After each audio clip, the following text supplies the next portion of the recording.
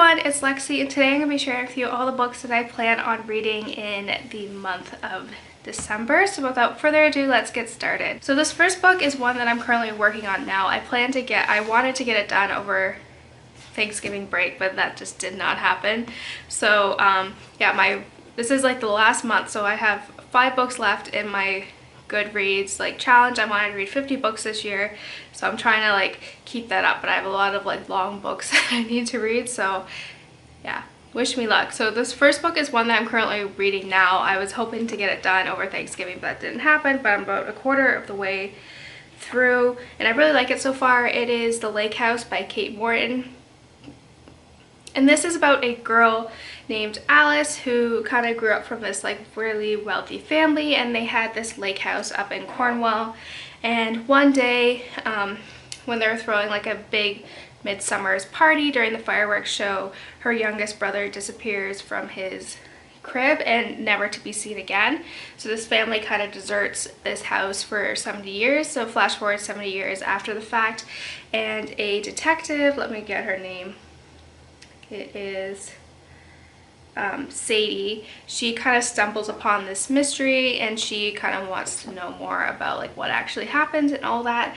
So she kind of figures out might be more to this mystery that meets the eye. So she kind of hooks up with Alice, who is actually a world-renowned detective writer, novelist.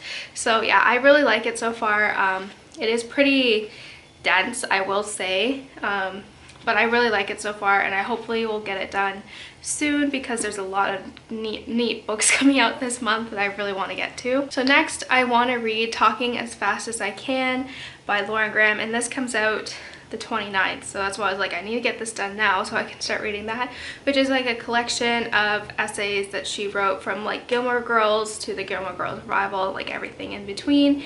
And I love Gilmore Girls. I think I'm going to be doing a kind of review of everything that happened in a year in the life. So yeah, I'm really excited about it.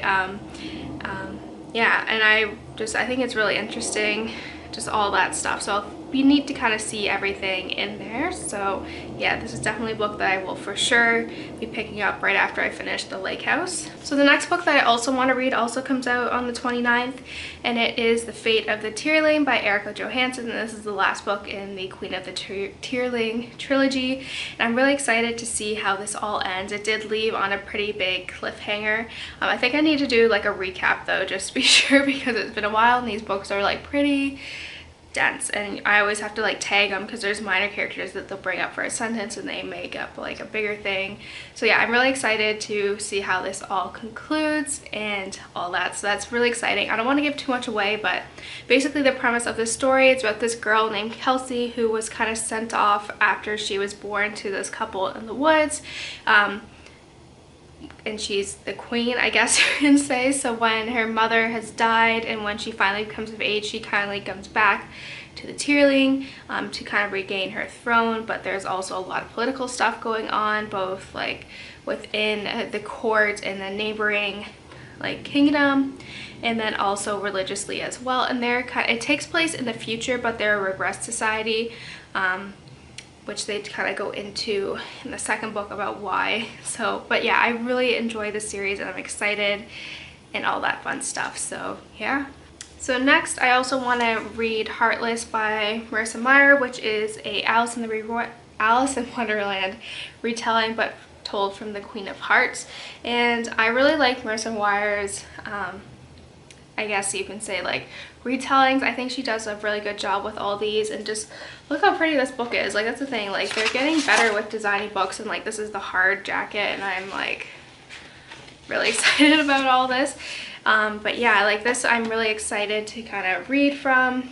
And I'm not really a big fan of Alice in Wonderland, so I'm not really that familiar with the story, but I feel this will be really good. Like I said, I love the Lunar Chronicles, so this one is really exciting to kind of read as well. So I don't know about you, but when it's the holiday season, I always think about Harry Potter. I always get the vibe, but I think it also has to do with Fantastic Beasts coming out and all that stuff. So I was holding off reading this until now. So this is the illustrated edition of Harry Potter and the Chamber of Secrets.